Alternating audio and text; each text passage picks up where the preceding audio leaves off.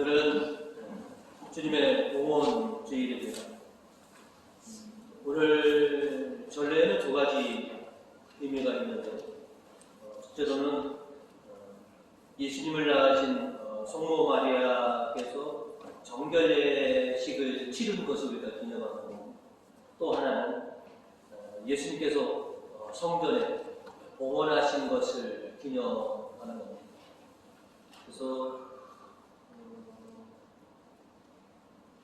교회의 동방과 서방의 전통이 좀 달리 있었는데, 동방에서는 처음서부터 이날을 예수님이 봉헌되신 거기에 이제는 집중해서 그렇게 지켜왔고, 1960년대까지 서방교회에서는 성모 마리아의 정결 예식에 오히려 더 집중을 했었는데, 이제는 전례개혁 이후로 1970년 이후부터는 오롯이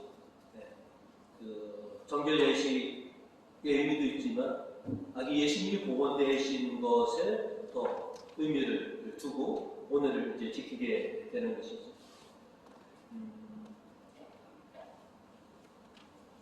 아기 예수님이 성전에 봉헌되신 것을 우리가 기념하면서 오늘 우리들도 우리 자신이 하느님께 봉헌한다라고 하는 그런 신앙의 고백 속에서 저희가 양초 축복식을 우리가 갖게 되었습니다.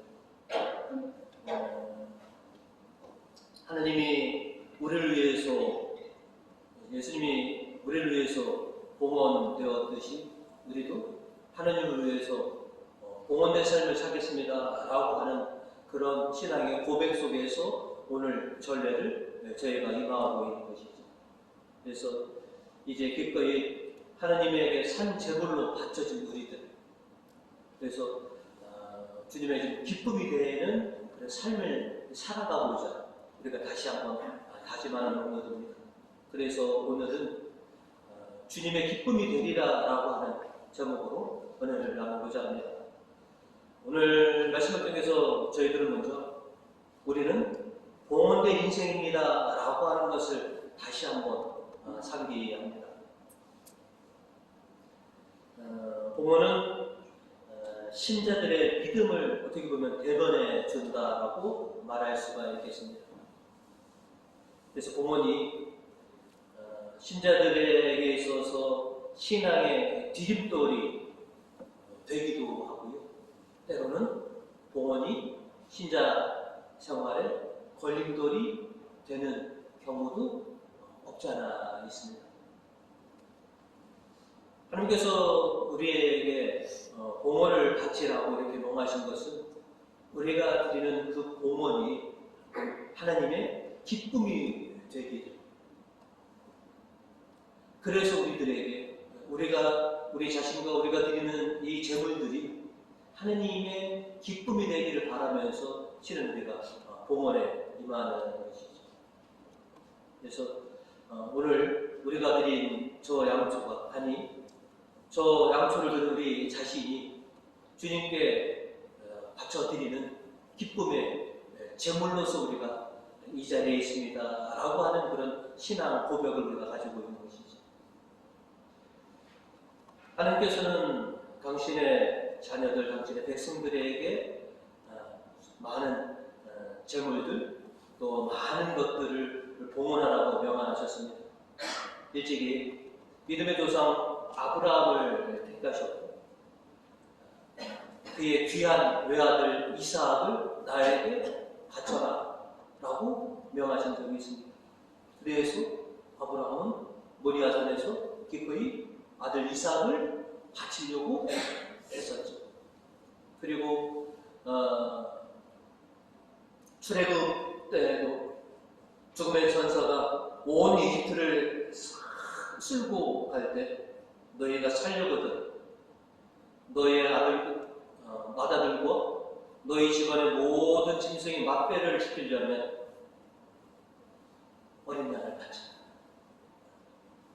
그 이후로 이스라엘 백성들은 첫 자식과 또 짐승의 첫 막배들이 다 하나님의 것입니다.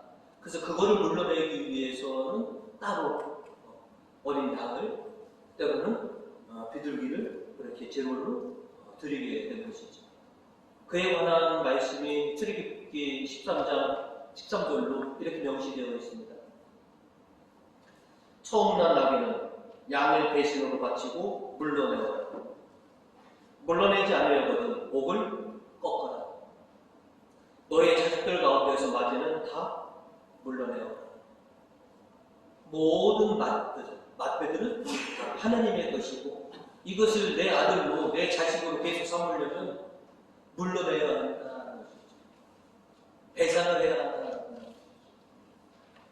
그래서 이 전통에 따라 요셉과 마리아도 자신들의 첫 아들인 아기 예수를 이제 주님께 바치기 위해서 예루살렘을 찾게 된 것이죠.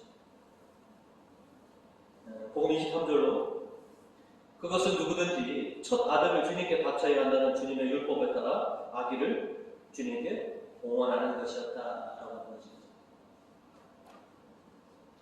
빈곤했던 요셉의 가정은 그래서 가난한 자들이 바쳐야 가난한 자들이 물러내는 비둘기 한 쌍을 정결 예물로 아들을 대신해서 그렇게 바치게 되는 것이죠. 이 규정도 레위기의 5장 7절로 이렇게 적혀되어 있습니다.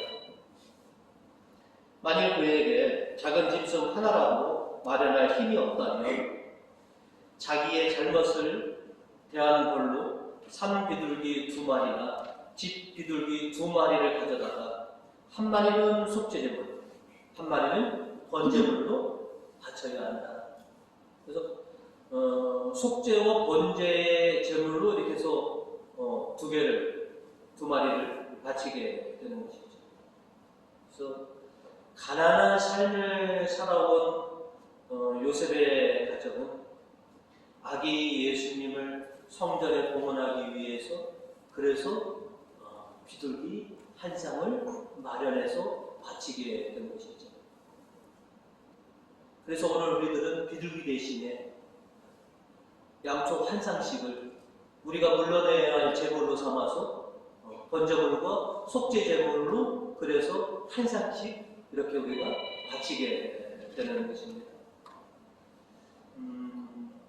그럼 왜 지금은 비둘기가 아니라 양이냐? 이제는 더 이상 예수 그리스도가 제단에 바쳐지신 이후로 더 이상 똑같은 짐승을 바치는 일이 우리가 없어져 왔습니다. 그래서 우리가 이 양초를 했던 것은 자기 자신을 태워서 빛을 밝히는 이 양초야말로 예수님과 가장 닮은 그런 제물이다. 그리고 우리 자신도 이 양초를 바치는 것은 저 양초처럼 우리 자신을 주님께 바쳐서 그리스도의 빛을 빛나게 하겠습니다. 라고 하는 다짐으로 저 양초를 바치게 되는 것입니다. 그리고 이 전통은 굉장히 오래되었습니다. 양초라는 것이 보편화되지는 않았지만 4세기 때부터 이렇게 뭐냐면 오주봉헌 때 빛의 축제라고 해서 이렇게 그 빛을 밝히면서 여러분이 아까 하신 것처럼 각자 빛을 밝히면서 내가 그리스도에게 주님께 바쳐져서 빛을 발하는 그런 인생이 되겠습니다 라고 하는 그런 예식과 축제를 갖게 되거든요. 그 전통이 지금까지 우리들에게 와서 오주봉헌 때에서 우리가 양초를 특별히 봉헌하는 그런 설명들을 우리가 가지고 있는 것이죠. 이렇게 주님의 봉헌 주일이 아기 예수님께서 성전에 봉헌되신 것을 우리가 기념하면서 기쁜 마음으로 이렇게 양초를 주님의 제단에 이렇게 올려드리는 것이죠. 그래서 우리가 바치는 이 양초가, 우리가 바치는 이 봉헌물들이 하나님의 기쁨이 되기도 하지만 그보다 더 중요한 것은 이 제물을, 이 봉헌물을 드리는 우리들의 마음과 태도가 더욱더 중하게 하나님께서는 보신다라고 하는 것이죠. 그래서 하나님께서는 우리가 드리는 봉헌물도 보시지만 정작 우리가 어떤 마음으로 어떤 태도로 당신께 제물을 올려드리느냐 그거를 더 중하게 여기신다라고 하는 것이죠. 오늘 말라기서 3절과 4절의 말씀으로 그리하면 내 후손은 똥을 물러내듯 내 후손을 깨끗하게 만드리라. 그리하면 내 후손들은 순금이나 순은처럼 순수하게 되어 올바른 마음으로 제물을 바치게 되리라. 순수하고 올바른 마음으로 제물을 바치는 것.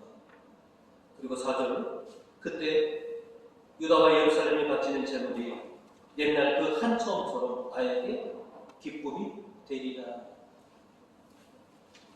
누가 시켜서가 아니라 깨끗하고 올바른 마음으로 주님을 향해 드리는 그 제물이야말로 하나님께서 가장 기쁘게 받으시는 그런 제물이다라고 하는 것이죠. 어떤 제물을 바치느냐 보다도 어떤 마음으로 어떤 태도로 당신께 제물을 준비하고 그거를 드리느냐 그걸 더 중요하게 보신다라고 하는 것이죠. 우리들도 일상을 살아가면서도 자주 하는 얘기가 정성이 중요하다라고 하는 말을 자주 합니다. 선물이 뭐냐라고 하는 것도 참 우리가 의심이 오지만 어떤 마음, 어떤 정성으로 이걸 주었느냐라고 하는 것이죠.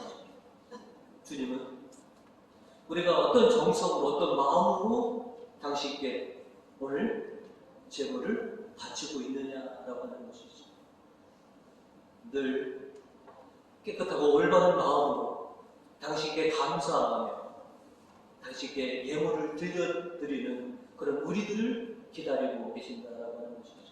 그래서 오늘 우리가 바치는 이 양초가 주님의 기쁨이 되고 또 오늘 이 미사를 통해서 우리가 산 제물을 우리 자신들을 또 주님께 드리고자 하는 우리의 삶이 주님에게 기쁨이 되는 그런 우리 본인들 되시기를 주님의 이름으로 축원드립니다. 아멘. 오늘 말씀을 통해서 두 번째로 우리에게 말씀하시는 것은 우리는 신앙의 전통을 지키는 사람들입니다 라고 하는 사실을 다시 한번 상기해라라고 하는 것이죠.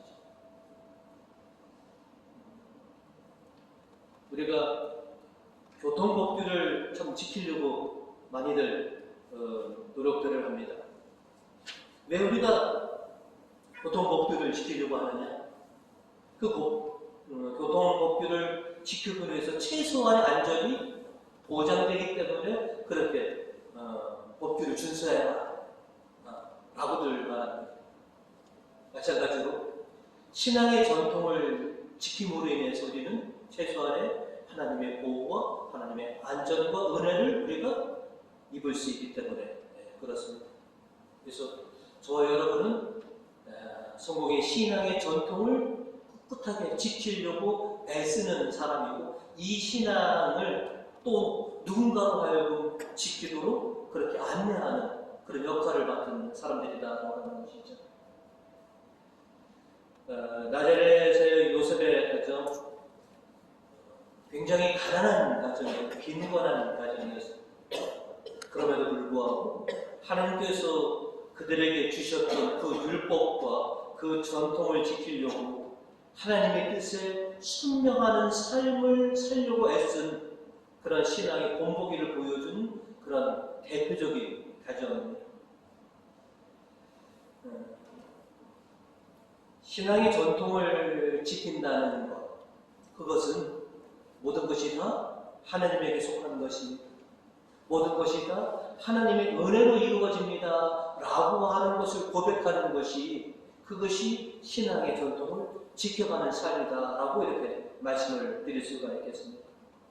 그래서 요셉의 가정은 신앙의 전통을 지키려고 아기 예수를 데리고 예루살렘으로 올라가는 것이죠. 오늘 복음 22절과 27절은 우리에게 이렇게 말합니다. 그리고 모세가 정한 법대로 정결 예식을 치르는 날이 되자 부모는 아기를 데리고 예루살렘으로 올라갔다. 그리고 27절을 보시면 마침내 시몬이 성령의 인도를 받아 성전에 들어갔더니 마침 예수의 부모가 첫 아들에 대한 율법의 규정을 지키려고 어린 아기 예수를 성전에 데리고 왔다라고 했습니다. 아기 예수를 성전으로 데리고 왔다. 신앙의 전통을 지키려고 태어난 지 8일밖에 되지 않은 아기를 예루살렘으로 데리고 올라왔다. 왜 이렇게 했느냐? 그것이 하나님께서 주신 준엄한 명령, 신앙의 전통을 지켜나가는 거라고 그렇게 확신했기 때문에 그런 것이죠. 신앙의 전통을 지켜내는 것은 우선 그 임무는 부모에게 먼저 주어집니다. 먼저 된 자, 먼저 주님을 믿는 자들이 신앙의 본이 되는 것이죠. 특별히 그래서 한 가정의 가장의 역할은 굉장히 중요합니다. 그래서 가정에 있어서의 제사장은 가장입니다. 교회의 제사장은 사제가 맡고 있지만 가정의 제사장은 누구냐 하면 가장입니다. 그 가장이 어떤 신앙으로 그 가정을 보호하고 지켜내느냐라고 하는 겁니다. 나자렛의 요셉의 가정은 이렇게 하나님께서 그들에게 주신 그 신앙의 전통을 지키려고 그 가난함 속에서도 하나님께 기꺼이 순명하는 그런 모습을 우리들에게 보여주고 있는 것이죠. 그래서 가족과 함께 예루살렘 성전을 찾았고 거기서 아기 예수를 하나님께 봉헌하게 되는 것이죠. 우리가 누군가와 친밀한 관계가 되려면 가까이 해야 하는 것이죠. 우리가 주님과 친밀한 관계가 되기 위해서는 그래서 주님의 성전을 우리가 가까이 해야 하는 것이죠. 오늘 본문에서 보면 주님의 성전을 가까이 한 두 사람을 오늘 우리들에게 소개하고 있습니다. 바로 시몬과 안나인 것이죠. 복음 25절은 우리에게 이렇게 얘기합니다. 그런데 예루살렘에는 시몬이라는 사람이 살고 있었다. 이 사람은 의롭고 경건하게 살면서 이스라엘의 구원을 기다리고 있었다. 27절을 보시면 마침내 시몬이 성령의 인도를 받아 성전으로 들어갔더니 마침 주님의 규정에 따라서 아기 예수를 봉헌하는 그 광경을 본 것이죠. 예수님 당시 정치, 종교의 중심지는 예루살렘이었습니다. 그러나 그 예루살렘이 하나님의 규정에서부터 어긋난 왜곡된 신앙을 가지고 있었던 그런 혼탁한 도시가 바로 예루살렘입니다.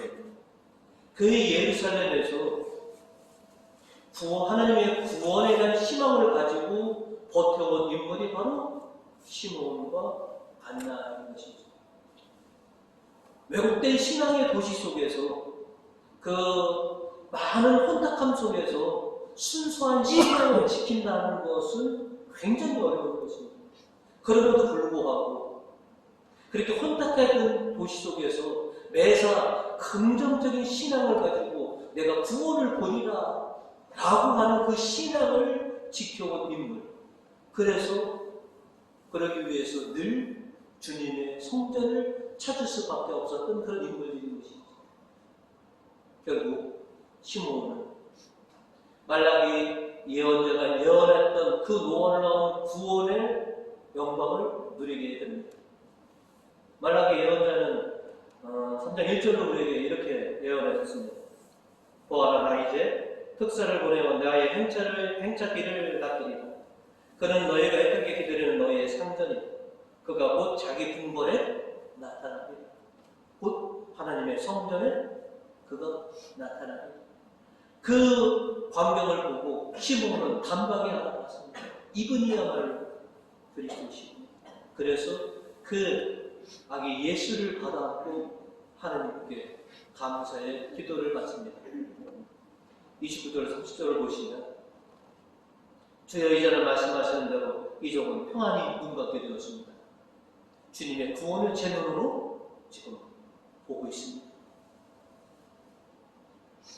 구원은 먼 훗날의 이야기가 아니라는 것이 지금 현재 일어나는 것이 곧 구원입니다. 실은 우리도 시몬처럼 같이 소망하는 것은 우리 눈으로 주님의 구원을 좀 목도하고 싶습니다. 직접 우리도 구원을 좀 체험하고 싶습니다. 라고 오늘을 힘겹게 우리가 살아가고 있는 것이죠. 어떤 척박한 상황 속에서, 참담한 상황 속에서도 늘 매사에 긍정적인 신앙을 가지고 주님의 성전을 그렇게 찾았던 시몬은 결국 그 영광을, 구원을 보게 되는 것이죠. 그리고 예언자로 소개된 안나도 마찬가지였습니다. 복음 37절로 보시면 과부가 되어 84살이 되도록 성전을 떠나지 않고 밤낮없이 반식과 기도로서 하나님을 섬겨왔다 하고 안나를 소개하고 있습니다. 84년 동안 과부로서 그 힘든 삶을 버텨온 여인의 삶, 굉장히 큰 시련과 고독한 인생을 버텨와야 했습니다. 그에게 그 고독하고 힘든 그 시련의 세월을 버티게 할 수 있는 유일한 희망은 늘 주님의 성전에서 위로를 받고 희망을 받고 살아가는 바로 그것이었던 것입니다. 안나는 뭐지? 하나님을 의지하였고 하나님의 주신 은혜로 지금껏 살아왔다가 아기 예수님이 복원하는 날 드디어 그 놀라운 구원의 순간을 보게 되는 것이죠. 여러분도 참 힘든 인생을 헤쳐나오셨습니다.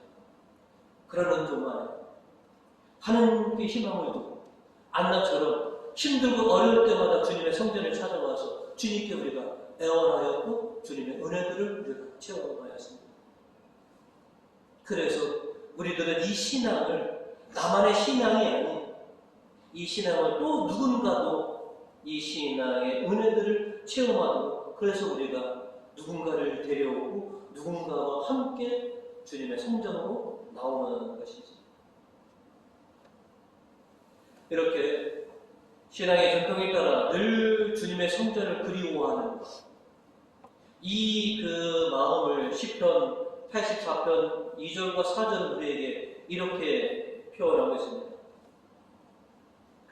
야훼의 성전 뜰안을 그리워하여 내 영혼이 애타다가 지치옵니다. 늘 주님의 성전을 그리며 살아오는 사람. 또 4절을 보시면 당신 집에 사는 사람 복되오니 길이 당신을 찬미하옵니다. 하나님께 더 가까이 나아가고자 했던 안나의 삶. 안나는 오직 그 희망을 붙들고 그 힘든 삶을 견뎌낸 것이고 그래서 결국은 하나님의 놀라운 영광을 보게 된 것이죠. 저와 여러분도 시몬과 한나처럼 하나님께 더 가까이 가고자 오늘 주님의 성전을 찾아왔습니다. 그리고 그 어떤 상황 속에서도 늘 주님을 가까이 하고자 하는 이 열망은 우리가 그치지가 않습니다. 그래서 여러분들 힘들고 어려운 또 기쁜 일이 있을 때마다 늘 주님의 성전을 찾아와서 주님과 친밀한 관계를 우리가 맺고 있는 것이죠. 이런 우리들을 가리켜서 시편 3절과 4절은 이렇게 노래합니다. 어떤 사람이 주님의 사냥을 해? 어떤 사람이 그 성소에 들어서 행실과 마음이 깨끗한 사람, 허망한 데 뜻을 두지 않고 거짓 맹세 아니하는 사람이다 라고 이렇게 말하고 있습니다.